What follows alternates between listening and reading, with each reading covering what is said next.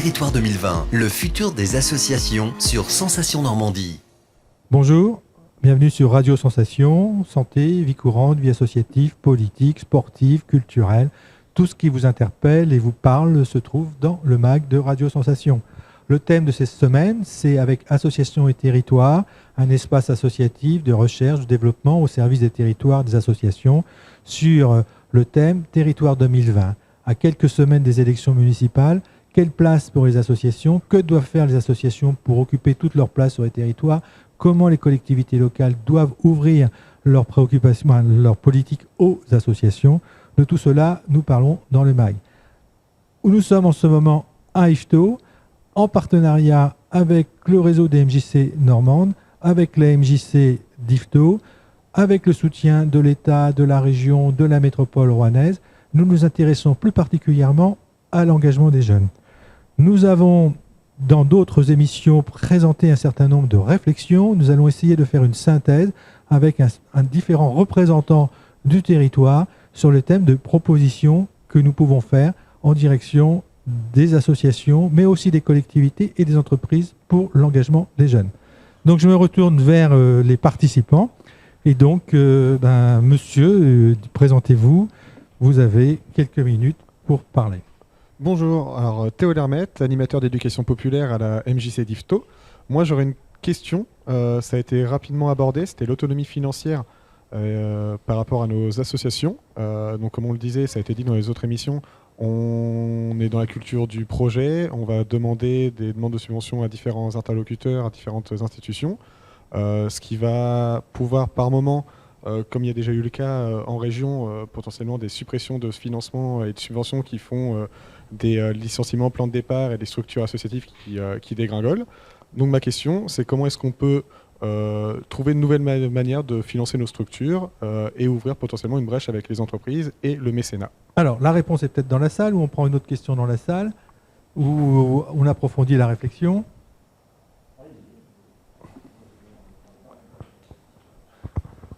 Il faut se présenter, Vincent. Vincent Ardouin, Yvetotais. Moi, j'ai envie de poser aussi c'est pas tant une question, mais c'est plutôt de s'intéresser à la place des collectivités publiques dans leur relation avec les associations et la jeunesse.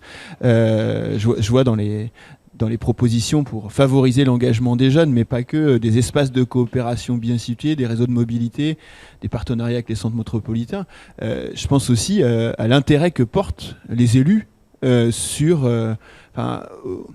à la condition des jeunes de leur territoire, à la condition de leurs associations, à cette capacité que doivent avoir les élus et la collectivité publique à porter une vraie coordination des acteurs et en lien particulièrement pour la jeunesse avec les familles.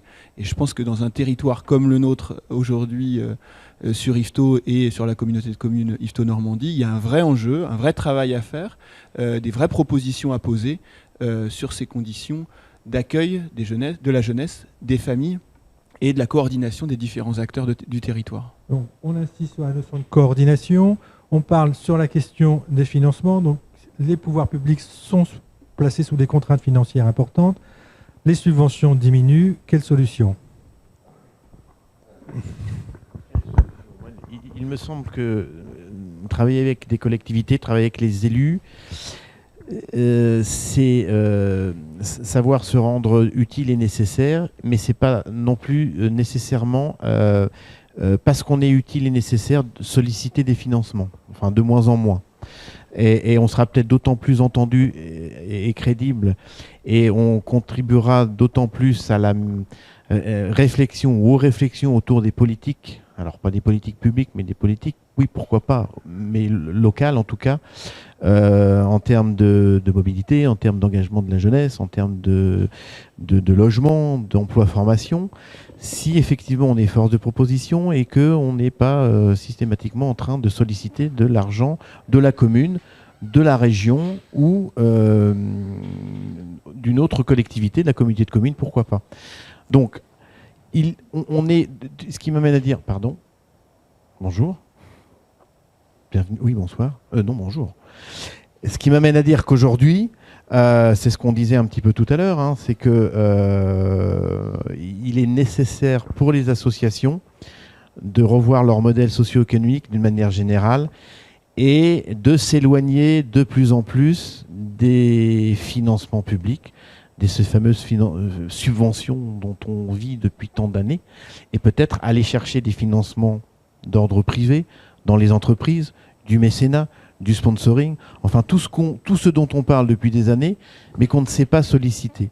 Alors voilà, comment à la fois développer du partenariat avec les collectivités pour être acteur des politiques, mais aussi concepteur parfois, et acteur sans forcément les solliciter, et où aller trouver ces financements plutôt privés qui pourraient du coup donner de la crédibilité à nos actions. Alors, une alternative au financement public, les financements privés. Madame Gosselin.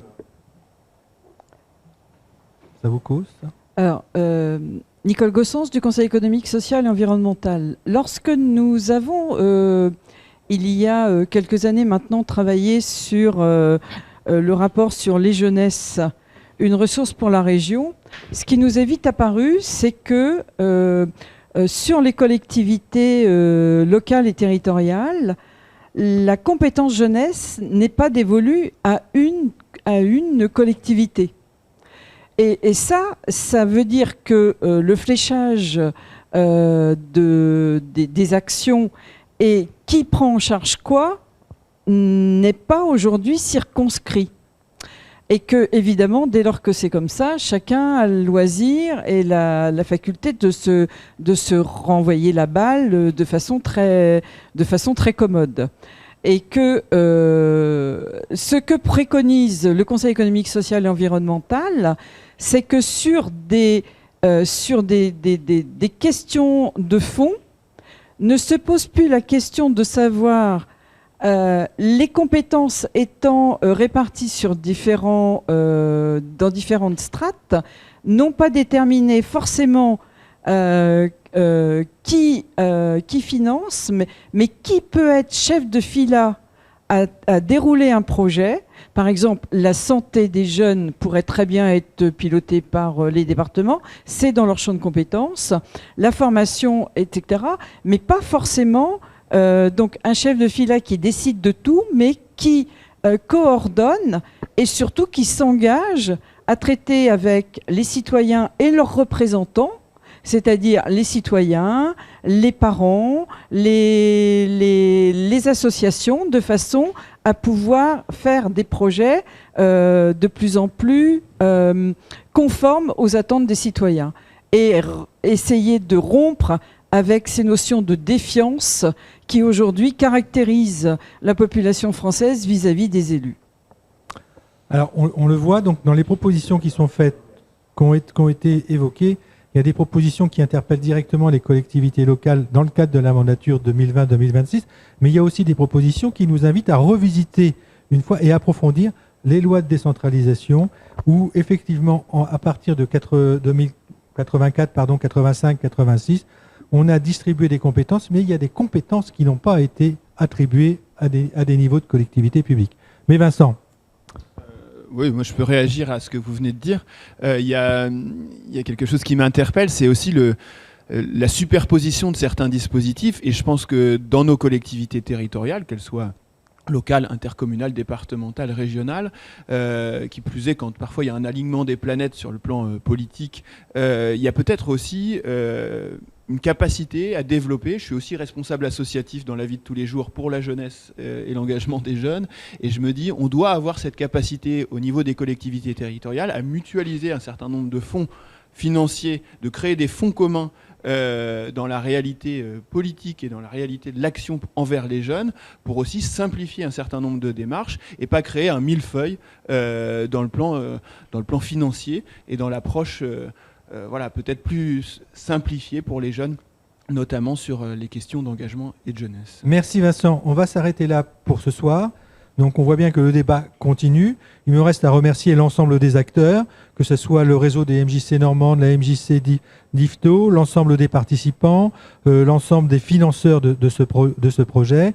N'oubliez pas, donc c'est sur radiosensation.fr que vous retrouverez le mag à 13h30, 20h tous les jours, sur la chaîne YouTube de Radio Sensation, sur le site Asso Normandie, sur les réseaux sociaux. Et puis surtout, si vous êtes intéressé par Territoire 2020, la prochaine réunion, c'est le 25 novembre dans le Roumois sur la question des bénévoles en milieu rural.